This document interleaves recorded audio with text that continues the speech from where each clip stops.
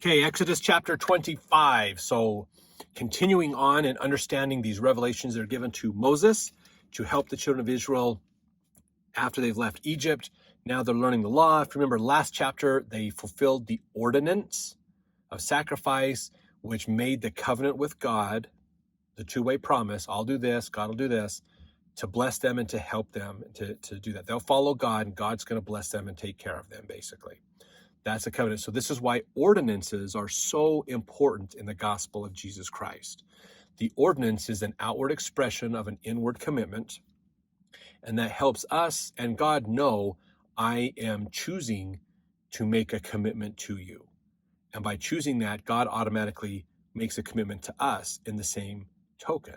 That's the covenant that is made with the ordinance. The ordinance is the outward performance of something that symbolizes the inward commitment, and that is showing our side of the covenant by doing the ordinance, which then God will add his part of the covenant to it as well.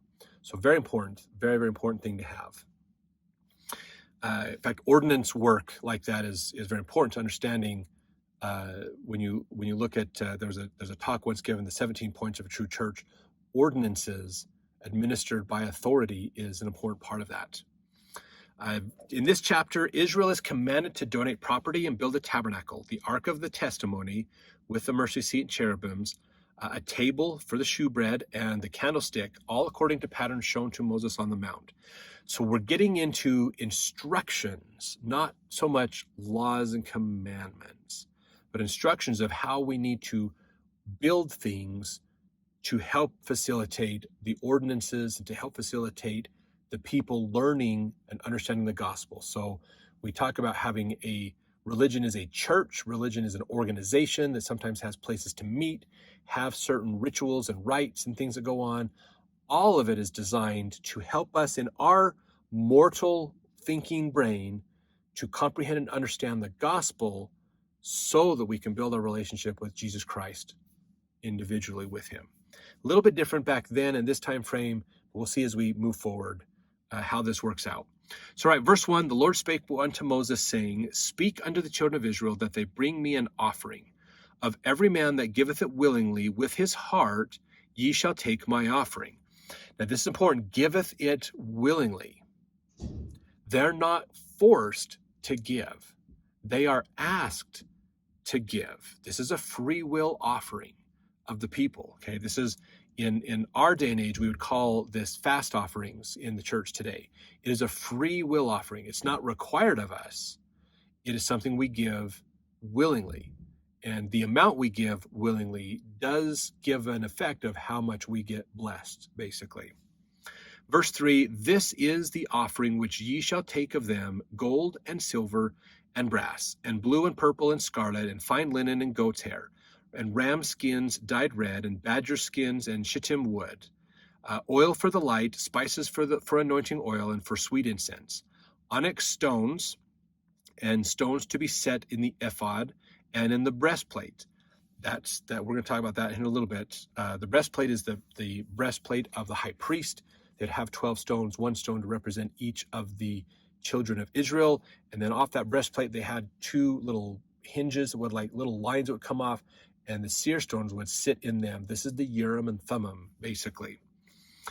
Verse 8, And let them make me a sanctuary, that I may dwell among them. So this is a place, the temple of the wilderness that Moses builds basically out there. So they're getting this information to be able to put this together. Let's see, verse 9, According to all that I show thee after the pattern of the tabernacle and the pattern of all the instruments thereof, even so shall ye make it. And they shall make an ark of shittim wood, 2 cubits and a half shall be the length thereof, 1 cubit and a half the breadth thereof, and 1 cubit and a half the height thereof as well.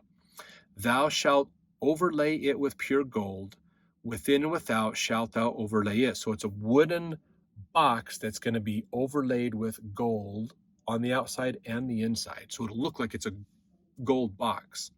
And it shall make upon it a crown of gold round about. So it'll look like it has like this crown on the top. Verse 12, Thou shalt cast 4 rings of gold for it, and put them in the 4 corners thereof, and 2 rings shall be on one side of it, 2 rings on the other side of it. So on the corners, you're going to have these rings, and that's what they use to put the wood through to pick up the ark and carry it. Verse 13, thou shalt make staves of shittim wood and overlay them with gold. Thou shalt put the staves into the rings by the sides of the ark, that the ark may be borne with them. The staves shall be in the rings of the ark, they shall not be taken from it. So they're building this ark, they put these staves through big wooden sticks that are overlaid with gold, and they're to be left inside those rings and not taken out, basically. And thou shalt put into the ark the testimony which I shall give thee, which is the stone tablets. Verse 17, thou shalt make a mercy seat of pure gold, 2 cubits and a half shall be the length thereof, and 1 cubit and a half the breadth thereof. So this is a mercy seat. In the Hebrew, this is called an atonement cover. Note that it was a golden slab of the same dimensions as the top of the ark. A winged cherub was placed on each end of it. Basically, that's verse 18. Thou shalt make 2 cherubims of gold, of beaten work shalt thou make them in the 2 ends of the mercy seat. So cherubim, you can look that up in the Bible dictionary to learn more. It's kind of a lion body type animal that has wings and more of a human head on it. Kind of a weird animal. But they would use these, and these cherubims would be on the sides of the mercy seat, basically. Verse 19, and make 1 cherub on the one end, and the other cherub on the other end, even of the mercy seat, shall ye make the cherubims of the 2 ends thereof. And the cherubim shall stretch forth their wings on high, covering the mercy seat with their wings, and their faces shall look to one another. So they're looking at each other with the mercy seat in the middle. Toward the mercy seat shall the faces of the cherubims be. And thou shalt put the mercy seat above upon the ark, so it's on the lid of the ark, and in the ark thou shalt put the testimony that I shall give thee, the stone tablets. So he's getting all these instructions of, you need to build this, and here's what you need to do, and here's how we're going to construct all this, to prepare the people to have a place where God can dwell among the people, basically. They're obviously not worthy to have him literally dwell among them like he did in the Zion, the city of Enoch, where Christ, literally walked among the people himself. They were so worthy that they actually had Christ walk among them in the streets. He was among them, and they got to talk personally with him as well. That didn't devalue the fact that Enoch was the prophet and he was there with them, but they got to mingle and communicate with Christ literally, directly. So this is kind of being more symbolic of having God in their presence, basically, to help them think about God and know he's there, but realize that they still have work to do to get to that point, basically. Basically what it is. So now let's see, verse 22, there will I meet with thee, and I will commune with thee from above the mercy seat, from between the 2 cherubims which are upon the ark of the testimony, of all things which I will give thee in commandment unto the children of Israel. So that is where God will come down to meet, and he will talk with Moses there and meet with him there and give him commandments and give him things to instruct and teach the people, basically. This little tent will be called the Holy of Holies. It's where God and the prophet can commune with each other to discuss what needs to be taught to the people to help them in their journeys back to not just do good, but also to gain that relationship with Christ. Verse 23, thou shalt also make a table of shittim wood, 2 cubits shall be the length thereof, and 1 cubit the breadth thereof, and 1 cubit and a half the height thereof. And if you ask me what is a cubit, I'm not sure off the top of my head right now, like in feet, what that is. I think a cubit's probably like 2 feet, almost 3 feet. I don't think it's quite a meter. But I could be wrong. So if you know what that is, you want to put that in the comments, awesome. That'd be great to help everybody out. Verse 24, thou shalt overlay it with pure gold and make thereto a crown of gold round about. So kind of that same idea as the ark top. And thou shalt, 25, thou shalt make unto it a border of an hand breadth round about. Thou shalt make a golden crown to the border thereof round about. So there's going to be 2 crowns, one on the edge and one about a hand breadth, probably like this breadth inward. There'll be another one. Verse 26, thou shalt make it 4 rings of gold, and put the rings in the 4 corners that are on the 4 feet thereof. Over against the border shall the rings be for places of the staves to bear the table. So again, the table is going to get these rings, and then that's where we're going to put the staves through to carry the table. Thou shalt make staves of shittim wood, and overlay them with gold, that the table may be borne with them. And thou shalt make the dishes thereof, and spoons thereof, and covers thereof, and bowls thereof, to cover withal. Of pure gold shalt thou make them. So they're not wood with gold overlay. They are pure gold. Basically, the dishes thereof, spoons and the covers and bowls and things you're going to use for this table, for the bread and the incense and things. So only the best for the representation of God, the best of this world for the representation of God. Okay, does God need this stuff? No, he controls all the elements. He knows where they all are. He doesn't need them, but it's again a reverence to him, showing our love and fear for him, that reverence to him, that they prepare these things for them. And it's to help them to keep their proper frame of mind as they're thinking about entering with God, until they get to the point like the brother Jared did and the people of the city of Zion, where they could enter the presence of God. And they didn't need these things to help them. They got to see God. Let's see, verse 30, thou shalt set upon the table shewbread before me always. So there's always going to be bread, the shewbread on the table. It's going to be there all the time, basically. Verse 31, thou shalt make a candlestick of pure gold, of beaten work shall the candlestick be made. His shaft and his branches, his bowls, his knops, his flowers shall be of the same. 6 branches shall come out of the sides of it, 3 branches of the candlestick out one side, 3 branches of the candlestick out the other side. Kind of like a menorah, basically.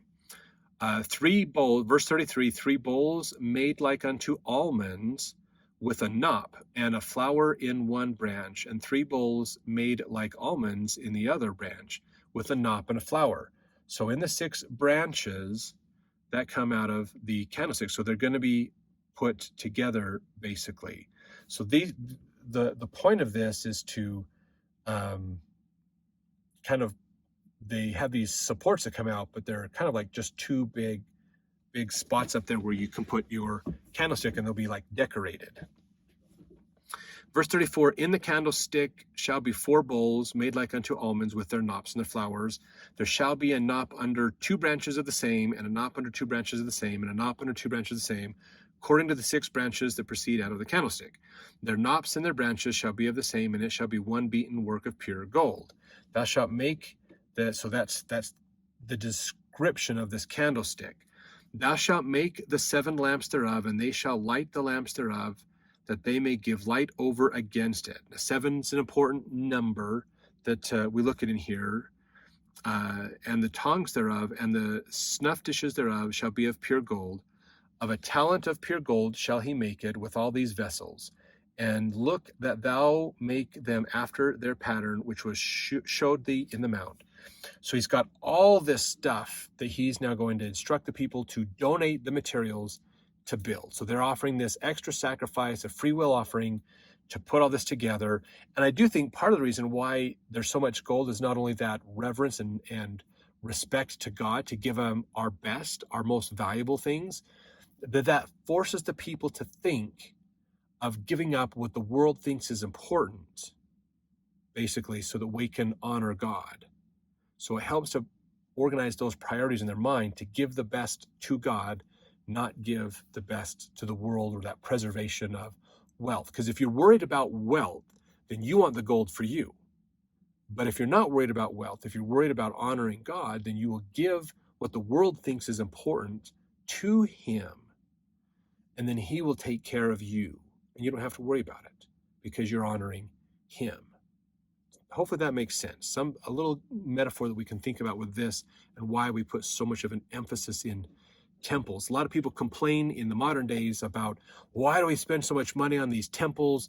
You know, that's where our tithing money goes to, is sacred funds. They're building these temples. How many poor people could be saved with all these temples money instead of building temples? Oh my gosh. You know, they try to make this almost a straw man argument, or these arguments to try to make it sound like a temple is a bad idea to do. The reality is we give what's important to the world, which is money, to the church to build things to worship God. We sacrifice what the world thinks is important to God so that we can worship him. And by doing so, he will then bless us and take care of us. So donating our money to build a temple isn't denying the poor anything at all. At all. Okay, we are donating the world, what world sees as important, to God, so we can sacrifice what the world likes to give to God, so we're honoring him and liking him more than what the world likes, and then he will in turn bless us. And he's told us again in here previously that he will take care of the people, the poor, and we are to help be an instrument in taking care of the poor anyways. So do not fall into this analogy of this false idea that people have that spending money building temples is a bad thing. That money should be spent on the poor, because again, to the people outside the church, it's about the money. It's not about God. Okay?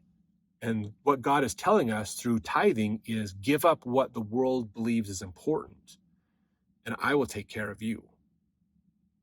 So very important thing to think about, especially if you're worried about paying tithing and oh, I shouldn't pay my tithing because that just sounds like this bad idea. From the world's perspective, it sounds like a terrible idea. But the point is to give up the worldly things, sacrifice the world's importance so that we can put God first. And if we do that, God will in turn bless us and take care of us. That's what it's all about. That's really the principle he's trying to teach us. Keep us focused on God, not focused on what the world thinks is important. Okay? And again, all of this, everything we learn, the whole point of the gospel is to point us to Christ, to stay focused on Christ. These people were preparing to think about Christ and what he was going to do in the future for them.